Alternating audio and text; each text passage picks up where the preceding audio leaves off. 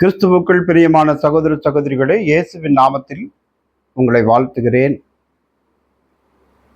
Bible talk நிகழ்ச்சிக்கு உங்களை வரவேற்கிறேன். இந்த பொல்லாத உலகத்தில் வாழ்ந்து கொண்டிருக்கிற பரிசுத்தவான்களுக்கும் சபைக்கும் ஏற்படுகிற உபத்திரவத்தை நாம் கடந்து போய் கர்த்தருடைய சமூகத்தில் மகிழ்ச்சியாக இருப்பது எப்படி என்பதை குறித்து நாம் பார்க்கலாம். பிரியமானவர்களே, பொருளாதாரம் மிக கடினமாக இருக்கிறது. உடல்நிலை மிகவும் மோசமாக இருக்கிறது. சொந்தங்களினாலும் உறவுகளினாலும் பரிதபிக்கப்பட வேண்டிய நிலைகளை பார்க்கிறோம். இவைகள் அனைத்தும் விசுவாசத்திற்கும் விசுவாச வாழ்க்கைக்கும் சவாலாகவே வாழ்ந்து கொண்டிருக்கிறோம். இந்த சவால்களை மிக எளிதில் நாம் கடந்து போவதற்கு நமக்கு விசுவாசம் பலன் கொடுக்கும். விசுவாசம்னா என்னன்னா, பவுல் ரோமபுரி சபைக்கு எழுதுகிற பொழுது, விசுவாசம் நம்பப்படுகிறவைகளின் உறுதியும் காணப்படாதவைகளின் நித்தியம். காணாத ஒன்றை உறுதியோய் விசுவாசிப்பது தேவனுடைய நாமத்தில். அது இருக்குது, நம் கண்களுக்கு தெரியாது, நம் கண்களால் அதை பார்க்க முடியாது, ஆனால் நம் மண்டையில் இருக்கிறது. அதுதான் அது விசுவாசம். நம்பப்படுகிறவர்களின் உறுதியும் காணப்படாதவைகளின் நித்தியம். ஒருவர் தேவன் ஒன்று என்றும் தம்மை தேடுகிற பிள்ளைகளுக்கு அவர் பலன் கொடுப்பார் என்று விசுவாசிப்பது. கடவுளை நம்ப வேண்டும். அவர் தம்மை தேடுகிறவர்களுக்கு அவர் பதிலளிக்கிறார், பலன் கொடுக்கிறார் என்று நம்ப வேண்டும். பிரியமானவர்களே, உபத்திரவத்தில், பொருளாதார பிரச்சனையில், உறவிலே விரிசல்களில் பாதிப்பு ஏற்பட்டு விசுவாசத்தை மறுதளிக்க வேண்டிய நிலையில் இருப்பீர்களானால், பவுல் பரிசுத்த ஆவியினாலே நமக்கு சொல்லப்பட்ட வசனத்தை நான் உங்களுக்கு வாசிக்கிறேன். ரோமருக்கு எழுதின தீமோத்தேயுக்கு எழுதின 2வது நிருபத்தில் பவுல் அப்போஸ்தலன் சொன்ன அற்புதமான வார்த்தையை உங்களுக்கு முன்பு வாசிக்கிறேன். அது நிமித்தம் நான் இந்த பாடுகளையும் அனுபவிக்கிறேன், ஆயினும் நான் வெட்கப்படுகிறதில்லை.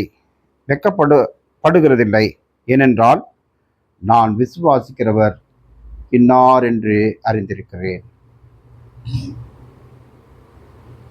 நான் அவரிடத்தில் ஒப்பு கொடுத்ததை அவர் அந்நாள் வரைக்கும் காத்துக்கொள்ள வல்லவராயிருக்கிறார் என்று நிச்சயித்திருக்கிறேன். பிரியமானவர்களே, நான் விசுவாசிக்கிறவர் இன்னார் என்று அறிந்திருக்கிறேன். அதான் விசுவாசம். எனக்கு தெரியும், என்னை காப்பாற்றுறதுக்கு இயேசு இருக்கிறார், என்னை விடுவிக்க இயேசு இருக்கிறார், என்னை தப்புவிக்க இயேசு வல்லமையுள்ளவராய் இருக்கிறார் என்று விசுவாசிக்கணும். அதான் விசுவாசம். பவுலுக்கு அந்த நம்பிக்கை, அந்த விசுவாசம் அதிகமாக இருக்கிறது. நான் அறிந்திருக்கிறேன், நான் விசுவாசிக்கிறவர் இன்னார் என்று அறிந்திருக்கிறேன். என் இயேசுவை நான் ருசித்து பார்த்திருக்கிறேன். அவர் கர்த்தர் நல்லவர் என்பதை என் வாழ்வில் நான் ருசித்து பார்த்திருக்கிறேன். அதனாலதான் நான் சொல்றேன், இந்த பாடுகள் என்னை ஒன்றும் செய்யாது, இந்த உபத்திரவங்கள் என்னை ஒன்றும் படுத்த முடியாது. ஆனால் இந்த உபத்திரவப்படுகிற, பரிதாபமாய் இருக்கிற, பரிதபிக்கப்படுகிற பரிசுத்தவான்களுக்கு அவர் ஒரு சின்ன சக்சஸ் சொல்றாரு. உதவி எப்படி சொல்றாருன்னா, நீங்க ஒன்றுக்கு கவலைப்படாதீங்க. கவலையோடு இருக்கிற ஜனத்தை பார்த்து ஒன்றுக்கு கவலைப்படாதப்பா, பிதாவாகிய தேவனிடத்துல தெரியப்படுத்துங்கள். ஆமென். எத்தனையோ பாடுகள், உபத்திரவங்கள், வேதனைகள், போராட்டங்களில நம்ம என்ன செய்து கொண்டிருக்கிறோம் தெரியுமா? அழுது கொண்டிருக்கிறோம். ரொம்ப பெரிய முயற்சிகள் எடுத்து துவண்டு போய் விடுகிறோம். பவுல் சொல்லுகிறார், பிதாவாகிய தேவனுக்கு தெரியப்படுத்துங்கள். அவர் நம்ம இடத்துல இருக்கிறார், பக்கத்துல இருக்கிறார். அவர் நீங்க சொல்லுங்க ஆண்டவர்கிட்ட உங்கள் உபத்திரவங்களை, பாடுகளை.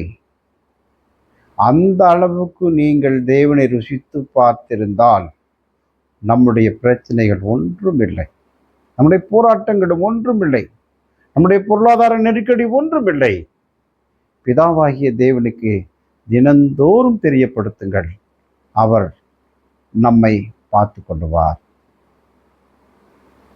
அவர் பார்த்து கொள்ளுவார். பவுலுக்கு அந்த நம்பிக்கை இருந்தது. என்னை அழைத்தவர், என்னை அபிஷேகம் பண்ணினவர், என்னை நடத்துகிறவர் இன்னார் என்று நான் அறிந்திருக்கிறேன். அவரிடத்துல உங்களுடைய உபத்திரவங்களை சொல்லுங்கள். உங்களுடைய வேண்டுதல் என்னமோ, உங்களுடைய விண்ணப்பம் எதுவோ பிதாவாகிய தேவனிடத்திலே தெரியப்படுத்துங்கள். கர்த்தர் நம்மை ஆசீர்வதிப்பாராக. ஆமென்.